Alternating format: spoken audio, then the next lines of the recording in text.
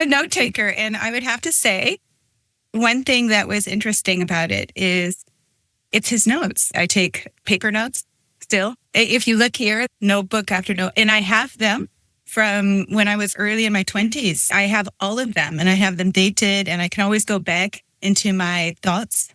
I was a writer already when I was 13. I could go back and read my poetry, what I wrote. And so what I found really interesting about the book, it's just as if he was having a daily note that he was writing down to maybe even help him stay focused on his objective or his moral or his, I need to be stoic. Therefore, it was a hard read because it's not the same as reading a book where you can get lost in the story or that there's like a narrative that's going over, but it was his notes. But every one of them was like, damn, was he really living his life like this? Or was this like the dot on his horizon to remind him, this is why I'm doing, this is my purpose. How much do you know about the backstory to the whole book? I don't know a lot about the backstory. So he was the Roman Emperor. He was of noble family, but he wasn't in the lineage. And his dad died at 3 and he was raised by his mother and then later his grandparents. And he was obviously around the court, and the emperor, Hadrian, called him the truest boy because he was the one, like the emperor's new clothes, he was the one who would speak the truth. He used to go hunting with him, and he obviously saw something in him. He didn't have a male heir, so he took this other like public servant who was in his 50s to be the emperor on the condition he would then make Marcus Aurelius emperor. And Antoninus ended up ruling for 23 years. He has this kind of humbleness about him where he's really focuses on how he serves others rather than this is my title, this is my role, he's a rare male with no ego. Yeah. And that really touched me when I was reading his words. It could be like getting into my own mind. Like it's, why do I even need to write a book? Seriously, there's so much modern thinking in his approach. And it's really nice to hear the backstory on it, that he has this really humble beginning. And also you can see it. He has adversity. He has struggles. And what I found really interesting too was for him, the struggle is like worth it because he lives with purpose. Like the struggle is the pathway so that I can serve others and make the world better. I just really resonated with it. Yeah, I sat this morning and I thought, what do I want to say about it? What's the point? And I just thought, there's nothing to say. It's like he said it all. Exactly. That's what I mean. You know how I'm writing this book and I'm just like, of course, my book has a narrative and it has storytelling, but he knows it all already. It's all there in the Enneagram types, right? I think he's a reformer. Which number is that? That's one. It needs to be perfect. Very purpose-driven. It's all about transforming reformer can have, of course, be leveled down or leveled up, but he uses the term like on the right way. And of course, it depends on what right is. So reformer can be toxic if their right is not, let's say, matching the values of the people in the room. But I feel like he had this, at least a right or his values really overlap with my own. And he's extremely purpose-driven, but he also has a bit of achiever in him because it's also about you are what you do. Yeah, I mean, he was very inspired. From the age of 12, he studied philosophy. Yeah. And so the two examples he had, Hadrian and Antoninus, he compared them. And Hadrian was like he stabbed a secretary's eye out in a fit of rage, and he was a bit of a tyrant. Whereas Antoninus was his example. He talks about that in the section on appreciation. He doesn't mention Hadrian, but he mentions Antoninus was my example. He was the one that I lived with and wanted to live up to. So he was very... he's also talked about this. He studied Epictetus, another Stoic tutor. So he was, very much driven by that. So the number ones are driven by, I always look at what's the fear. And the fear is that they're a bad person. Yeah, that's the fear of the reformer. I am a reformer. You have this deep-seated fear that you're bad. And it's not that you are bad. It's what's in your core. That's the dragon you live with. And because of that, you're so moral, almost to the extreme. In youth, of course, it comes from trying to prove that you're not bad. But at some point, you become good. That's where you get to the power from those deep-seated fears. That when I read his, let's say, monologues, or how you say it felt somebody that is walking a similar path as my own. Of course, it's different. It's from a completely other part of history or something. But I heard his fears are his dragons in his words underneath it. Yeah. God, there was, I don't know if you remember, there was a quote. He said something even about a baby, the life that you have, whether you live one day or many, doesn't matter. It's really, you end up in the same fucking place. I don't know. There's something really intense about him, like almost oppressive, but powerful. I don't know. Yeah, I've never read The Power of Now. I've always had it, but it doesn't appeal so much. But I think that's the message he's got is it's now. It's do the thing that's in front of you. It's today. Yeah. It's really that stoic groundedness of, he has a whole section about, and I say it all the time, learn the lessons. You've probably even seen me in the chat, but learn lessons from the past, but let go into the attachment of past. But he also talks about future. You can't do anything about it. It might not even come. Yeah. So he's so grounded and present. And I think that's a kind of calm that you want in leadership. You want this, instead of being a reactive leader, he is a responding leader. He is present. And he is the kind of leader I would want. Yeah, I was thinking, why can't we have world leaders like that? He was the most powerful man in Rome, but he also made a point that he was never going to kill someone who opposed him, because Hadrian had been full of temper and killed lots of people. And obviously Nero, even when one of his generals was fighting for 8 years off in the Danube, and one of his generals told everyone he was dead and he was the new emperor. They were going to cut off all the supply from Egypt to Rome. So he had to make peace and bring his army over and fight the war. But even then, he said, I don't hold it against you. You were working on misinformation. I will talk to, what was his name, Claudius, whatever it was. Yeah. I will talk to him. And because of that, his own men killed the one rather than to fight this huge war. And he didn't punish any of them, even the conspirators. I talk often about a real leader can differentiate. They're really self-actualized. They know the difference between you and me. Such a leader is able to handle someone in the room that has a different conviction. It's because he's very values-based. I think that's where his stoicism is. And that's why he's not reactive. In a way, it can feel dissociative or disconnected sometimes because he doesn't get into the drama of things. But that's also powerful when you can connect emotionally without taking over the drama of someone else's story.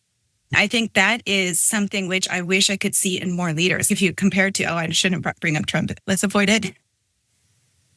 But this reaction, every single thing that you say, it's like an attack to me and I've got to show my force. And instead, it's like he knows himself. He knows he's okay. He knows his values. He knows his core. He knows you have something going on over there, but it's not going to throw him off because he's grounded. And I love that calm. That's someone I could follow. And I bet the people, when they followed him, they trusted him because they could just be. Yeah, he was away for 8 years. And when he came back, the people all went like, 8, you've left us for 8 years. He was loved and there was mourning and crying when he died. Part of it is perhaps he obviously innately had that sense of wanting to be the best. And one of his teachers told him, don't be like the sophists. At that time, they were very eloquent and it was all about rhetoric and about being able to argue well. And he said, I don't want to be like that. I want to be like someone who speaks plainly but has logic and makes sense. But to be that patient, to know that you are the one, and 23 years, so many, we look through history and they killed them, but it's that patience and that ability. But actually then in other parts, he wanted to be the philosopher. He didn't want to be the emperor. Yeah, and that's the lack of ego. He had this crazy drive to do right by the people. For him, it was all about duty, service. I don't feel like in any of his quotes or what he wrote, a sense of I'm this great leader or I'm the king, like emperor. There's nothing of that. It's like really stripped of ego. And you can see in his statements, he's deeply philosophical. Like he reflects deeply about the words behind the words. Yeah. That was the Greek and the Roman ideal, wasn't it? A philosopher, a king, and a king who's philosopher. I love the part where he breaks things down and he says, like, all it is a robe with dyed shellfish or something. This great feast is just dead boar and dead bird. He has this direct, transparent, like I said, sometimes he's even depressive and sometimes he's like aggressive and not like a horrible way, but I love the blunt, just getting to the point. That's the human in him that I can imagine people felt they can be human too around him. Yeah. He has this deep philosophy and he's deeply moral and he has purpose. And in a way, those kind of people can be scary as fuck because you can easily put them on a pedestal like, oh my God, you're godly and I can't be anything. But you can also hear in his words this raw, like human feeling. And I think that's the connection which I can imagine, oh, I can be human with this person. I can be real with this person. He's not going to cut my head off. And to have that kind of leveling up in our past, I like to think that as humans, we're getting more evolved, that sometimes when I read, love to read, by the way, I take moments in the past, these books, and I think, what happened? Are we de-evolving? There's a few of us that are still evolving, but we're not as far as we think we are. Yeah, I mean, I do think when you look at, we've evolved to a leader like Trump, yet we had in the past. And of course, we had such a leader in the past in Germany. Yeah. When I see what Trump is doing, often I see so much of the Stalin and the Hitler stuff. Yep. And I know people are like, can't say that. But in the build-up, silence in the press and all of that stuff, he reminds me when I think of it, and I think of America's been powerful for a long time, and I think of Nero. Collapsing empire. Yeah. And if you look at Nero and Marcus Aurelius, they had a similar upbringing. They both lost their parents young. They were both given power young, although Marcus Aurelius had to wait. Had he been more like Nero, he probably wouldn't have waited. But the irony on it all is he passed on to his son. And his son was more like Nero. That's probably the one part is his succession, is he passed it on to a son. Maybe that's, you have to leave people, you do your best for them and then let go. In a way, that's, again, back to learning the lessons and letting go of the attachment. It's part of my process as growing up and getting wiser. I used to have a really hard time to let go of people. Like even a toxic partner, they would always linger in my life. And I think it has to do with that early life abandonment. Like you have this extreme need for attachment, that this feeling of letting go is also, I'm abandoning someone. Like, why would I do something to someone that hurts so much when it happens to me? But sometimes you outgrow the lessons that can come from that person in your life, or you're moving to someplace else. And it's not that those moments are not worthy or that they weren't great or even maybe bad, but it's just a piece of our history. Yeah. And we're meant to be present. Part of my evolving as a human is learning how to really be present and enjoy this moment. And I feel that in everything that he writes. It's always been a challenge, but I think it's especially a challenge now when you have your phone that's constantly seeking for your, and actually that is old people contacting you again and again. Facebook connects from high school. And that kind of leads on to what I think is the core point for me. There was two parts where I really connected to. And the first was people. Today you will wake up and today you will meet people who are surly, who are rude, who are awkward, all of that thing. I thought that was, and that reminds me of. I remember the awkward statement. I like that he used it. Yeah. Because, of course, these were his notes. It's never writing a book. It was his journey. But the fact that awkwardness existed then, that hit me when I read that too. That's really interesting. It's like a human condition. And I was struck. I thought it was Mother Teresa had it up, but it was someone else, Kent M. Keith, who wrote it, a poem called People. And whatever you do, basically, people won't appreciate it. People will be awkward. People will be nasty. But whatever it is, just do that. And that's basically the message he had. I'm quite new to coming across Stoicism and Marcus Aurelius. I'd not heard of him before. Stoicism. Okay. Leadership. That was my notes from it. He's a Stoic. He's a real Stoic leader. I checked it off. He has this. He has that. He has this. He has that. He has that. Okay. He is the Stoic leader. So self-mastery. So that's where you respond and you don't react. Purposeful action. So you focus on what you can control, not what you let go of what's out of your control. Of course, you expand your influence, but that's something else. Moral integrity. So aligning actions with your values and ignoring about, let's say, the popularity or the outcomes. It's really about aligning actions with values. Emotional clarity. Acknowledging your emotions without being, let's say, led by them into everything you do. Service over ego. Lead for the common good, not for personal gain.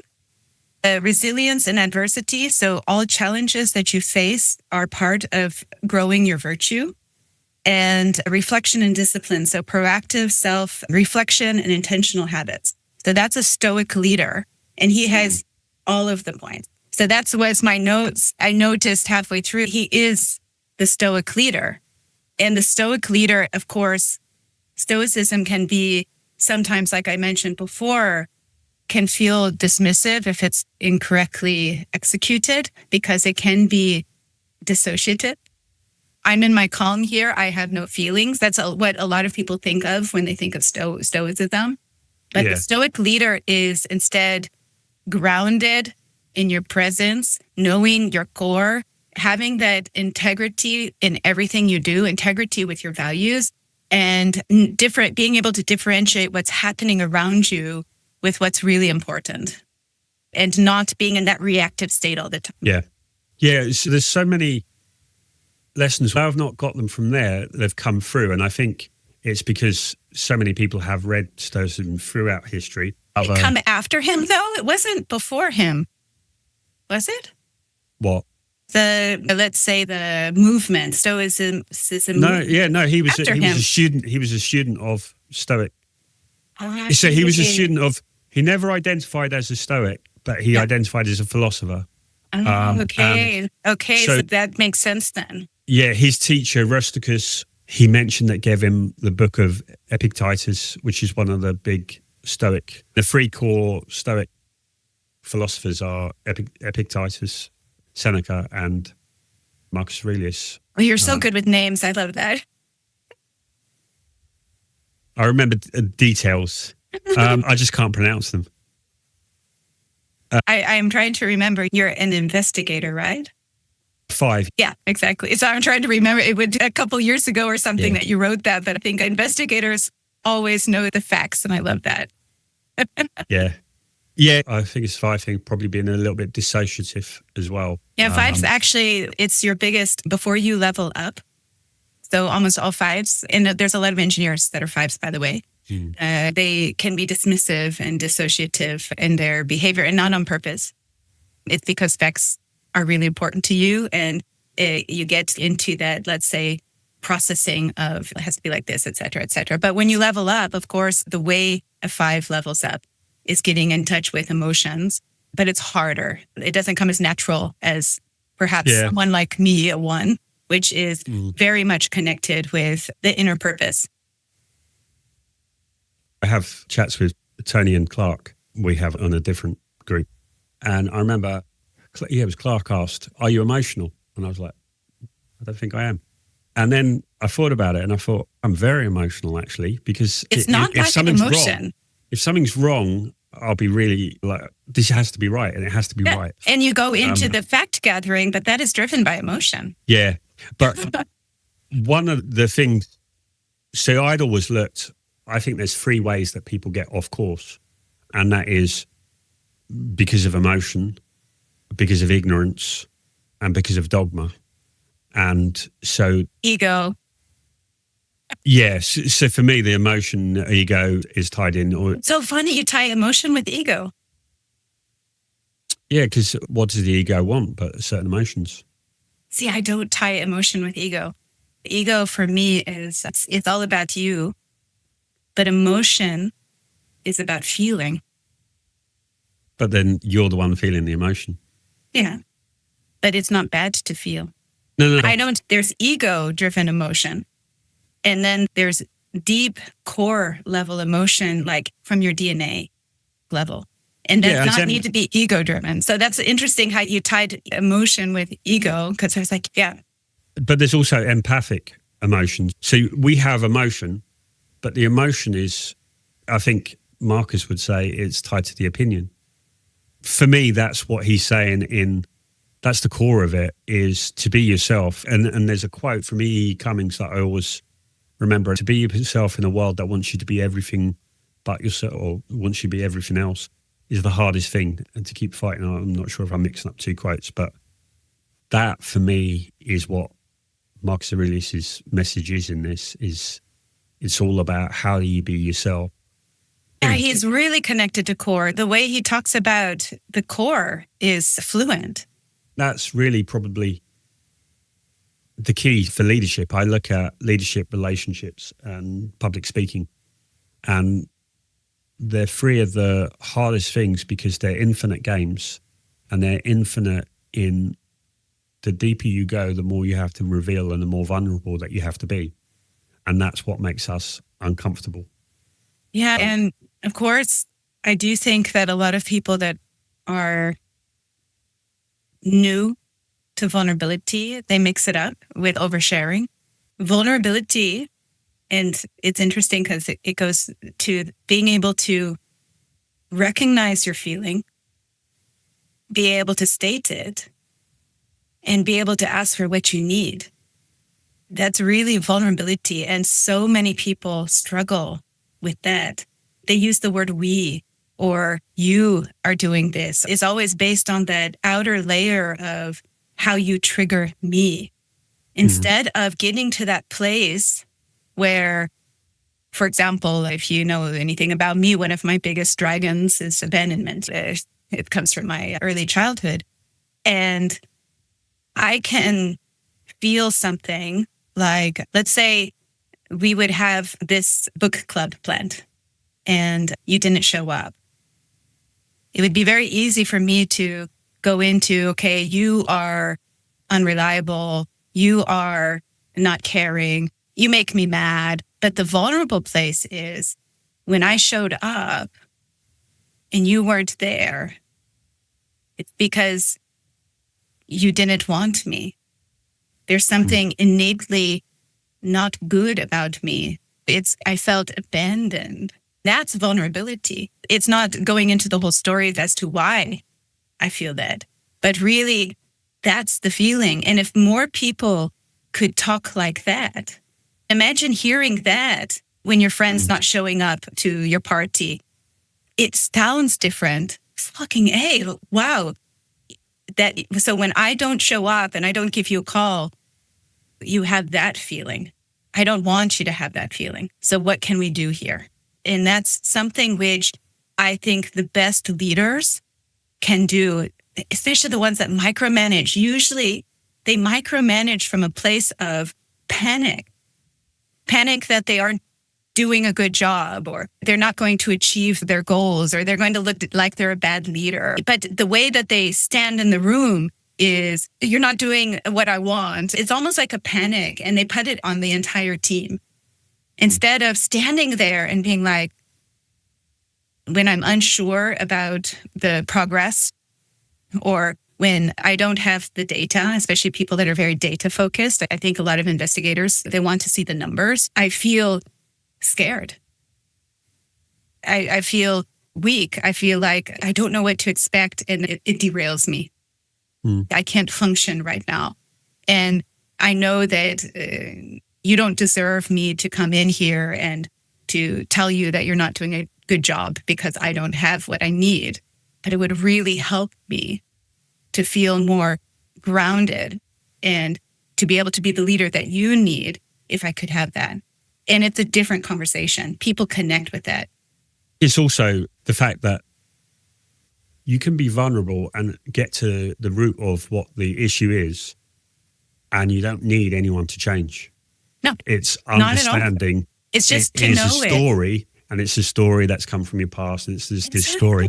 But we don't need to. You don't need anyone to be different. You just need to. It's an acceptance. And one of the issues I've had when you look at dealing with conflict, I have a frustration with emotions. So if someone is emotional, you get... No, I'm fine with anyone being emotional. Yeah. I actually, there being emotion in... I like anger. You like anger. I wish I could be more angry sometimes. Because when you get anger, you get the truth. At the root of anger is a fear. And all I need to get to is what's the fear. What I struggle with is I really dislike politics or anything. So in order to resolve conflict, you need to get to that place of what is that, when you're talking about the vulnerability, what is that thing? What is the thing? Right, let's just talk about what the thing is. Let's just rip it apart and find out what is the real problem. People don't want to talk about that. People want to talk about, it's because of this. And they go, no, what is the thing? Just tell me the thing you want and I can resolve the conflict. And they go, well, what is this? And it's, but they should be... Sometimes people don't know it. That's the problem. Yeah, I am emotional and I understand emotion, but I'm very ordered in, I don't know why, but very young, I intentionally said, I'm not going to do something from an emotion. I understand, like, emotion is why you do something. Emotion is the motivation, but logic is the path. So let's talk, okay, what is the emotion? Now, in order to get to where you want to get to, we need to talk about the logic. But so I'm frustrated because if people could be honest and if they could identify, this is the real core thing. Conflict doesn't need to be, it can be like that. Something that I've discovered, it's very easy for me to say, I have no problem being vulnerable, by the way. Vulnerability is something I can connect with my emotions. I can talk with it. That's not a problem for me. But when I was younger, imagine I'm the reformer, so I can be judgy because I'm all about what's right and what's wrong. And when I was young, I was very judgy. I used to judge when people were not authentic because authenticity, it's one of my core values. So when you're not authentic, then I struggle to be with you. And what I learned in my leveling up journey, it's not that people are on purpose wearing a mask. It's not that people are on purpose being inauthentic or dishonest about their trigger or what's going on there. It's that they don't know how.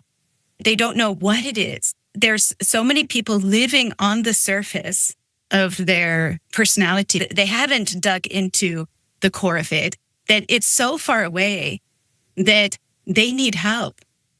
They need help to get from here into here. And that's where I focus my life work on, is how to peel back those layers and help people discover what's going on here so that they can change from the in towards the out.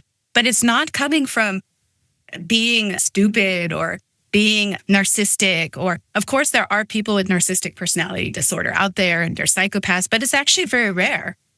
Most people want connection. Most people want a good life. They want to have a good conversation with you, but they get stuck on that outer layer of behaviors and triggers and maybe even convictions, and they don't know what's sitting underneath that. They don't know where it's coming from. So you have the wrong conversation and you get stuck on this layer.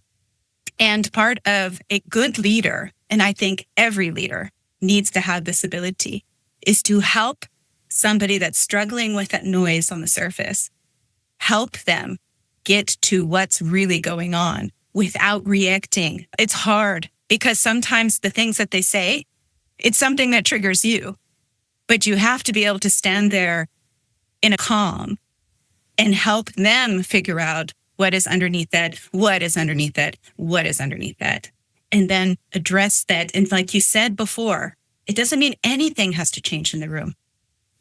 But it can be that just recognizing what it is that's making you feel like that's the thing that makes the conflict dissipate. Yeah. See, I think, so I'm not very judgmental. I'm very accepting because you accept what is because there's no point. Yep. And the problem always is that people expect that you're judging.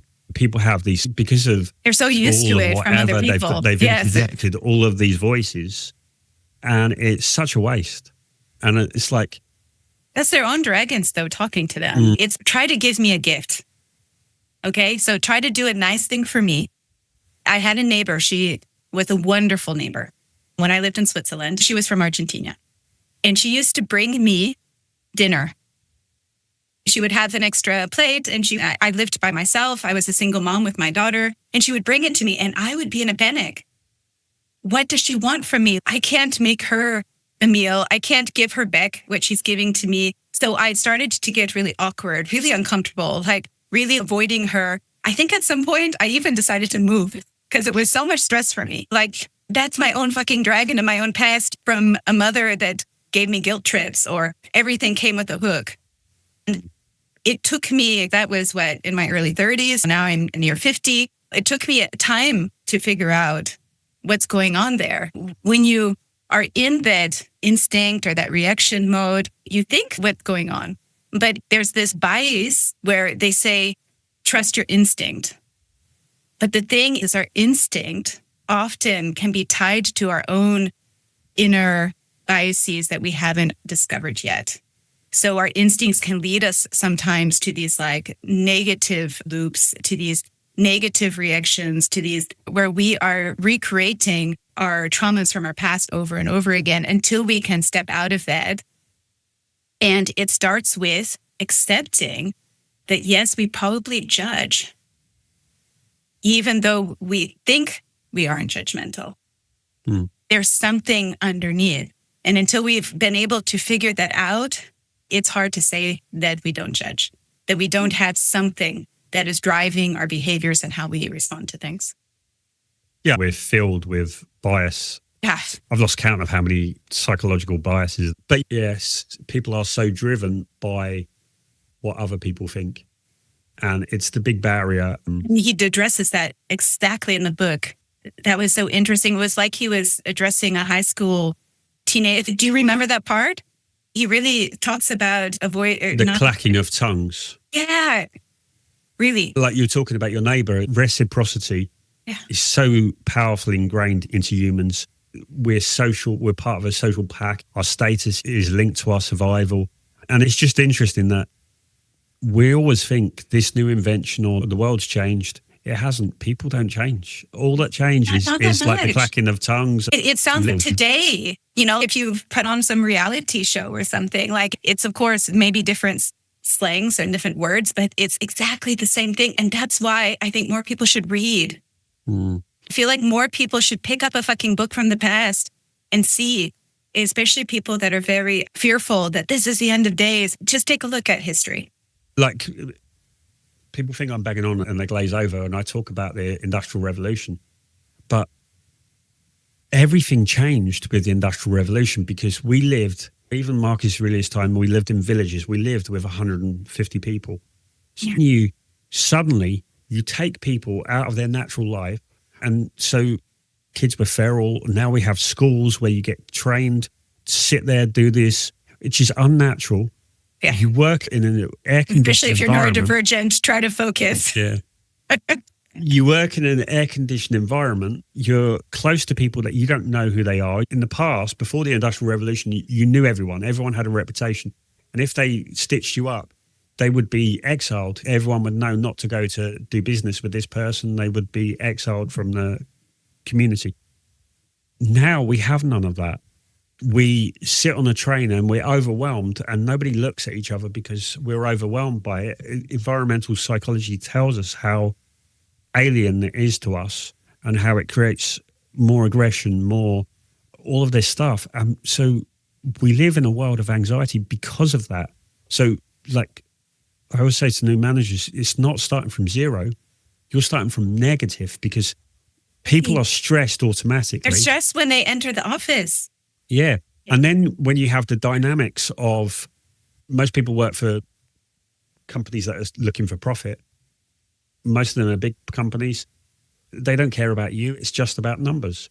And that was a hard learning for me in life. Like early in my career, I was so loyal to, and I would stay too long but that realization that in the end, they just let you go. It's a numbers game. Yeah. Yeah. And collect your stuff and we'll escort you out. Yeah.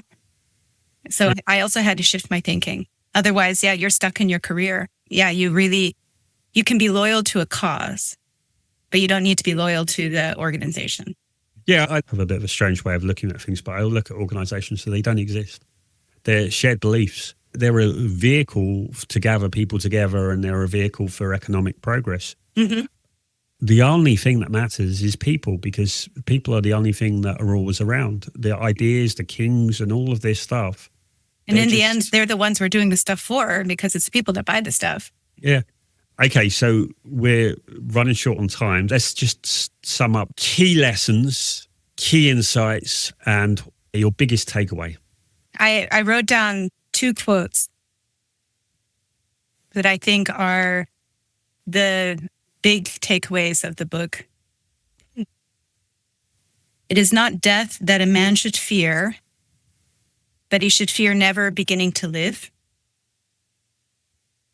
And the other one is, you could leave life right now. Let that determine what you do and say and think. And for some reason, those 2 quotes summarized the book for me. And that's everything, of course, was going around that about how to do it, his methods, what drives him. But in the end, our life is fucking fleeting. And maybe because I'm a reformer, I'm all about purpose, but I could die tomorrow. I want to feel that the life that I did live and the things that I did and chose to do and the connections that I made, that I've made something better while I was here, that I served the community and the greater world and my children and their children. It's something that I felt in his purpose. That's something which it's nice to read that and remember that. Yeah, it's such a leveler. I like where he talked about Alexander the Great and Julius Caesar and all of these people. They died, so did their footmen, and no one remembers them. The people who you want to remember you, they will die. Yeah, it's powerful leverage, and fear of death is such a huge... It's huge for someone like me. But for me, it's not even about the legacy. I don't care if you don't remember Sarah Grenaison. But I care that I made enough ripples in the world to improve it so that my effect expanded and changed the world in the end to be a better place. I know I'm just one person, but I believe in those ripple effects. Yeah, I would often look at businesses, and I'd look at tobacco, pharmacy, food companies. They all do something that's damaging. So I always had like the Hippocratic ideal, first do no harm, to do something that wasn't any harm. I've always also had, I suppose it's a 5 thing, of not wanting to change the world. It's interesting. So if you look at Donald Trump, he wants to impose his will on the world. And I've always felt not to impose, but to understand. To understand is more. Also comes from the 5 is driven by uncertainty and feeling. Yeah, the investigator versus the reformer. Yeah, so needing to understand rather than actually change anything. And together, reformers and investigators make great teams. It's been a great conversation. I'll just share my last thing. My highest value is to live with honor. Yes. If I can clean my teeth at night every day and feel that I can look myself in the mirror and I feel okay with myself, which going back to what you said about how hard it is, like when you talk to people and they don't know, they've never done much introspection and they don't really know. I think so often people chase things and they distract themselves and they don't realize that We're swayed by emotions, we're swayed by this, and we're torn all over the place. We're shipwrecked by the world, and we never get to do what we think is right. And so because of this, we're always making bargains. We'll do this because I'll get the promotion. Yeah. We'll do this because it will make them feel better. And then, I've spent too much time at the office, so I better do this, and I'll buy this thing. And all of this thing is swaying us off of actually being who we are. Yeah. And so for me, and I think that's the purpose, that everyone can be who they are, that every human being's life is purposeful, and everyone can leave this world feeling that a kind of contentedness. That's my purpose. Yeah. So for me, I just think you make the choice. You have to be true to yourself. Doesn't matter who else you disappoint, but you have to be true to who you are. That was my key takeaway. And I think for leaders, that's the key as well, is the ability to know yourself and be comfortable in yourself so that you aren't forever ridden by anxiety or feeling that you're behind or feeling. It really spoke to me, to be a human being who, is this what you're built for, to lay in bed? I'm not a morning person. I'm wake up at night, in the morning, and it takes me a little while to just get going. Be you. Actually, it's my quote. I say it all the time. I started saying this when I was a teenager. Just be you. Be who you are. Like, that's the ultimatum of, if everyone can just be you without be you and, let's say, destroy the whole world being you, like some people we know.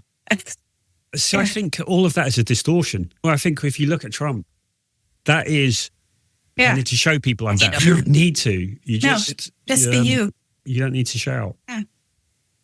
Beautiful. It's been a great conversation. It's been really great. This has been really wonderful. I really enjoy speaking with you, Rob. You're so deep and introspective, and the conversation flows. I like it a lot. And I've loved everything that you've brought to it.